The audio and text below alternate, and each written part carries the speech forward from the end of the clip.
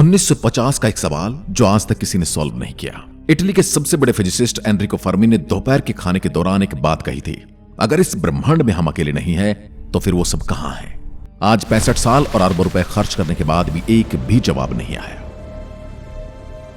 और हाल ही में वैज्ञानिकों ने कैलकुलेट किया कि हमारी मिल्की वे में कम से कम 20 बुद्धिमान सभ्यताएं होनी चाहिए, तो फिर वो हैं कहां? दोस्तों, पहले बात करते हैं उस खबर की जो पूरी दुनिया में चर्चा का विषय बनी है। नवंबर 2025 एक बड़ी सफलता मिली। सेटी इंस्टीट्यूट के एलियन टेलीस्कोप एरे पर काम कर रहे ब्रेक थ्रू लिसन इनिशिएटिव के वैज्ञानिकों ने एनवीडिया के साथ मिलकर एक ऐसा एआई सिस्टम तैयार किया जो अंतरिक्ष से आने वाले सिग्नल्स को पहले की तुलना में 600 गुना ज्यादा तेजी से डिटेक्ट कर सकता है। इस सिस्टम को एनवीडिया के होलो स्कैन प्लेटफॉर्म पर चलाया जाता है। यह हर सेकंड 86 गीगाबाइट्स के डेटा को रियल टाइम में एनालाइज करता है। डॉक्टर एंड्रयू सीमन, जो सेटी इंस्टीट्यूट के Bernard M Oliver chair of SETI और ब्रेक थ्रू लिसन के प्रिंसिपल इन्वेस्टिगेटर हैं, उन्होंने कहा, यह टेक्नोलॉजी हमें सिर्फ तेज नहीं बनाती, यह हमें ऐसे नए सिग्नल खोजने में मदद करती है जिनके बारे में हमने कभी सोचा भी नहीं था। कोई एडवांस सिविलाइजेशन ऐसे बर्स्ट या मॉड्यूलेशन ट्रांसमिशन भेज सकती है जिन्हें यह एआई आसानी से पहचान सकता है। यूएस बार्कले के एरिक कॉर्पेला की अगुवाई में सेटी एट होम प्रोजेक्ट ने 2026 में द एस्ट्रोनॉमिकल जर्नल में 2 ऐतिहासिक पेपर पब्लिश किए थे। ये पेपर बताते कि दुनिया भर के लाखों वॉलंटियर्स के कंप्यूटर्स ने मिलकर रेडियो टेलीस्कोप का डेटा कैसे एनालाइज किया और किस तरह आर्टिफिशियल सिग्नल्स को नेचुरल सिग्नल से अलग पहचाना गया। इंटरनेशनल एकेडमी ऑफ एस्ट्रोनॉटिक्स के सेटी कमेटी ने अक्टूबर 2025 में सिडनी, ऑस्ट्रेलिया में हुए 76वें इंटरनेशनल एस्ट्रोनॉटिकल कांग्रेस में एक रिवाइज्ड डिक्लेरेशन ऑफ प्रिंसिपल पेश की है। इसे Michael A Garrett, University of Manchester, Katherine Denning, York University Canada, Leslie I Tennen of Coral Oliver, Australian Centre for astrology ने मिलकर तैयार किया है। ये डिक्लेरेशन में सबसे बड़ी बात यह कि अगर कोई भी एलियन सिग्नल मिलता है तो उसका जवाब देने से पहले यूनाइटेड नेशन से कंसल्ट करना जरूरी होगा। यानी अब यह फैसला किसी एक देश का नहीं बल्कि पूरी मानवता का होगा। बी जुकरमैन, मार्च 10, 2026। बी जुकरमैन की नई रिसर्च के अनुसार हमें ब्रॉडबैंड सेटी की रणनीति अपनानी होगी, यानी सिर्फ नैरो बैंड रेडियो वेव्स नहीं बल्कि पूरे इलेक्ट्रोमैग्नेटिक स्पेक्ट्रम पर नजर रखनी होगी। उनका कहना है कि अगर कोई एलियन प्रोब हमारे सोलर सिस्टम से 100 प्रकाश वर्ष के भीतर से गुजरी होती तो हमें उसके निशान जरूर मिलते। अभी तक ऐसा कोई निशान नहीं मिला है। यह अपने आप में एक बड़ा सवाल है। दोस्तों, रात के समय जब आप आसमान की तरफ देखते हैं और वो टिमटिमाते हुए तारे देखते हैं तो लगता है कि वह बस छोटे छोटे दिए हैं, लेकिन हकीकत यह है कि इनमें से कई तारे हमारे सूरज से भी कई गुना बड़े हैं और यह जो अनंत काला आसमान है यह हमारा ब्रह्मांड है जिसकी विशालता की कल्पना करना भी इंसानी दिमाग की क्षमता से परे है। हमारी धरती इस ब्रह्मांड में रेत के कण से भी छोटी है और इसी धरती पर बैठकर हम ये सोचते हैं, क्या इतने बड़े ब्रह्मांड में सिर्फ हम ही हैं? फर्मी पैराडॉक्स, एक इटालियन वैज्ञानिक का वो ऐतिहासिक सवाल। आज से लगभग 75 साल पहले 1950 में लॉस एल्मोस नेशनल लेबोरेटरी में दोपहर के खाने के बाद एक बातचीत हो रही थी। वहां मौजूद थे दुनिया की महानतम फिजिसिस्ट एनरिको फर्मी। बातचीत अंतरिक्ष यात्रा की हो रही थी। अचानक फर्मी रुके और उन्हें एक सवाल पूछा जिसने फिजिक्स और एस्ट्रोनॉमी की दुनिया ही बदल दी।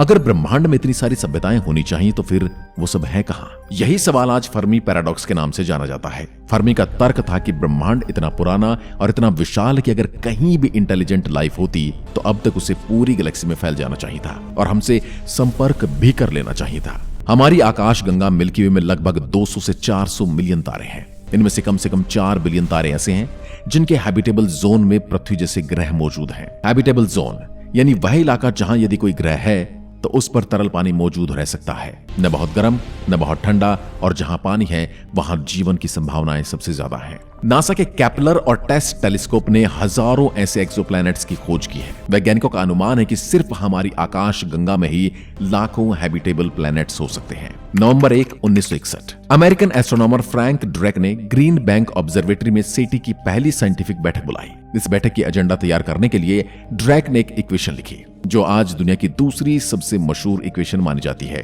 पहली है E = mc² और दूसरी है N = R* × Fp × Ne × Fl × Fi × Fc × L। इसमें R हर साल मिल्की वे में बनने वाले तारों की दर है, Fp उनमें से कितने तारों के पास ग्रह हैं, Ne प्रत्येक सोलर सिस्टम में जीवन के योग्य ग्रहों की औसत संख्या, Fl उनमें से कितने ग्रहों पर वास्तव में जीवन उत्पन्न हुआ, Fi कितने जीवन वाले ग्रहों पर बुद्धिमान जीवन बना, Fc कितनी बुद्धिमान सभ्यताओं ने ऐसी टेक्नोलॉजी बनाई जो हम डिटेक्ट कर सके, L ऐसी सिविलाइजेशन कितने समय तक डिटेक्टेबल सिग्नल भेजती रहती हैं। ड्रेक ने 1961 में इस इक्वेशन की मिनिमम वैल्यूज डालकर हिसाब लगाया तो n = 20 आया, यानी हमारी मिल्की वे में कम से कम 20 बुद्धिमान एलियन सभ्यताएं होनी चाहिए। मैक्सिमम वैल्यूज डालने पर यह संख्या 5 करोड़ तक जा सकती है।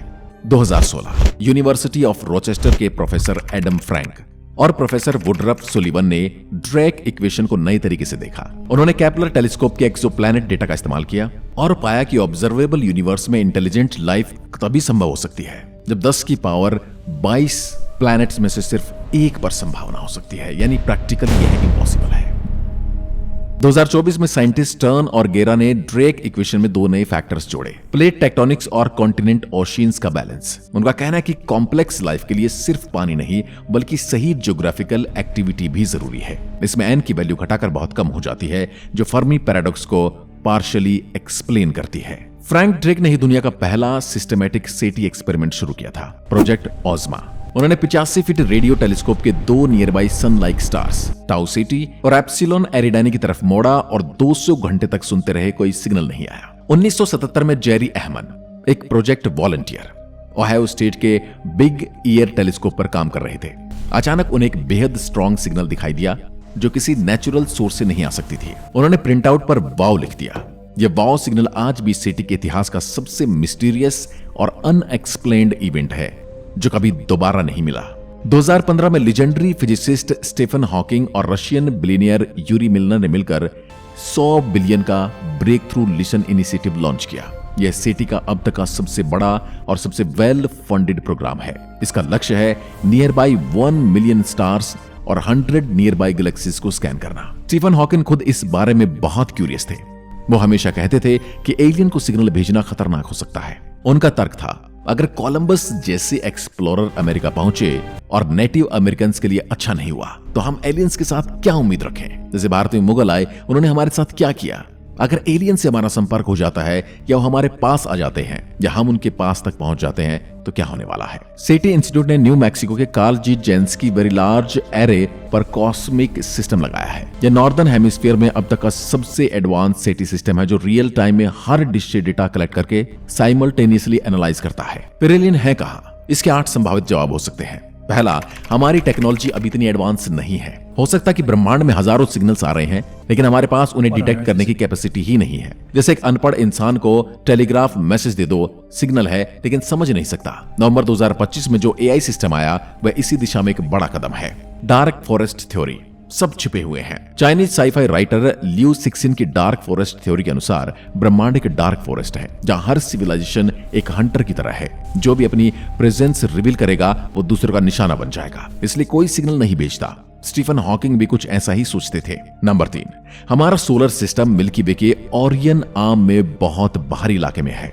हो सकता है कि गैलेक्सी के सेंटर के करीब ज्यादा सिविलाइजेशन हो लेकिन वो हमसे 25,000 प्रकाश वर्ष दूर हैं। इतनी दूरी पर सिग्नल ट्रेवल करने में हजारों साल लग जाएंगे और आज जो हमने सिग्नल भेजा है उसको रिसीव करने के लिए, उसका जवाब पढ़ने के लिए हम यहां पर होंगे या नहीं ये कोई नहीं जानता। नंबर 4, हम अनइंटरेस्टिंग हैं उनके लिए।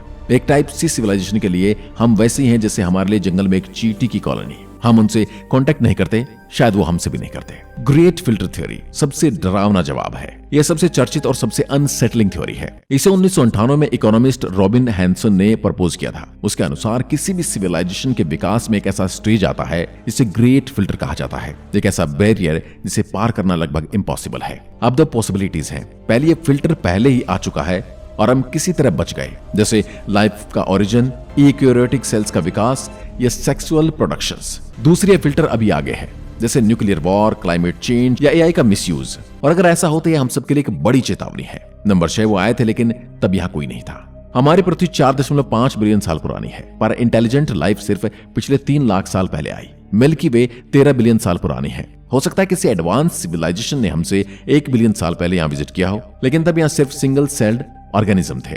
या हो सकता है उन्होंने कोई मैसेज भेजा हो जो आज से 4-5 लाख साल पहले भेजा हो, जिसका जवाब कोई देने वाला था ही नहीं यहाँ पर। नंबर 7, वो ऑलरेडी सेल्फ सफिशिएंट है। हो सकता है कोई टाइप 2 या टाइप 3 सिविलाइजेशन अपने स्टार या गैलेक्सी की पूरी एनर्जी को यूज करने में इतना कैपेबल हो गई है कि उन्हें किसी और चीज की जरूरत ही नहीं रही, उन्हें सिग्नल भेजने का कोई मोटिवेशन ही ना हो। नंबर 8, लाइफ है लेकिन इंटेलिजेंट नहीं। हो सकता है ब्रह्मांड में जीवन काफी कॉमन हो, लेकिन इंटेलिजेंट लाइफ बहुत कम और बहुत रेयर हो। मार्स पर एविडेंस मिले कि अरबों साल पहले वहां लिक्विड वाटर था। यूरोपा जो कि जुपिटर का मून है और एनसेलेडस जो कि सैटर्न का मून है, उस पर आज भी लिक्विड वाटर के ओशियन हैं जिनमें माइक्रोबल लाइफ हो सकती है, लेकिन अभी भी हमें उनसे कोई सिग्नल नहीं मिल रहा है। अब सभ्यताओं को समझने के कुछ पैमाने हैं। कार्डसेव स्केल। 1964 में सोवियत एस्ट्रोनॉमर निकोलाई कार्डसेव ने सिविलाइजेशन को उनकी एनर्जी कंजप्शन के आधार पर 3 कैटेगरीज में बांटा। टाइप 1 वह सिविलाइजेशन जो अपने पूरे प्लेनेट की एनर्जी को यूज कर सके। हम अभी टाइप 0.73 पर हैं। वैज्ञानिकों का अनुमान है कि अगले 200 साल में हम टाइप 1 बन जाएंगे। टाइप 2 वह सिविलाइजेशन जो अपने पूरे स्टार की एनर्जी को यूज कर सके, उसके लिए वो डायसन स्फीयर जैसे मेगा स्ट्रक्चर बना सकती है। टाइप 3 वो सिविलाइजेशन जो पूरी गैलेक्सी की एनर्जी को कंट्रोल कर सके। ऐसी सिविलाइजेशन हमारी कल्पना से परे है। अगर कोई टाइप 3 सिविलाइजेशन मिल्की वे में है तो हमें शायद देख रही होगी, हम पर एक एक चीज के लिए उन्होंने नजर गड़ा रखी होगी, बस उन्हें हम में कोई रुचि नहीं है। अब 2026 के आगे क्या? जेम्स वेब स्पेस टेलीस्कोप अब एक्सोप्लैनेट्स के एटमॉस्फेयर को एनालाइज कर रहा है।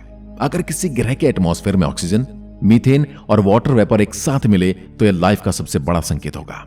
स्क्वायर किलोमीटर एरे जो साउथ अफ्रीका और ऑस्ट्रेलिया में बन रहा है, दुनिया का सबसे बड़ा रेडियो टेलीस्कोप होगा। इसके कंप्लीट होने के बाद सेटी की कैपेबिलिटी कई हजार गुना बढ़ जाएगी। अगस्त 2025 में एक स्टडी आई जिसमें बताया गया कि अर्थ पहले से ही अपनी प्रेजेंस ब्रॉडकास्ट कर रही है।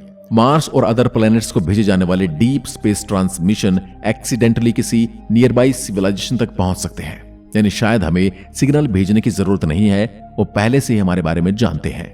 दोस्तों, अब सवाल यही आता है कि क्या हम ब्रह्मांड में अकेले हैं? शायद सबसे बड़ा फिलोसॉफिकल और साइंटिफिक सवाल है जो मनुष्य ने कभी पूछा है और जिसके जवाब के लिए वह निरंतर प्रयास कर रहा है।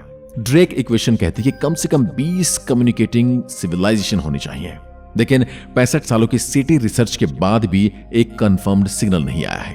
2025-26 में एआई और नीव टेलीस्कोप ने हमारी सर्चिंग कैपेबिलिटीज को कहीं ज्यादा पावरफुल बना दिया है।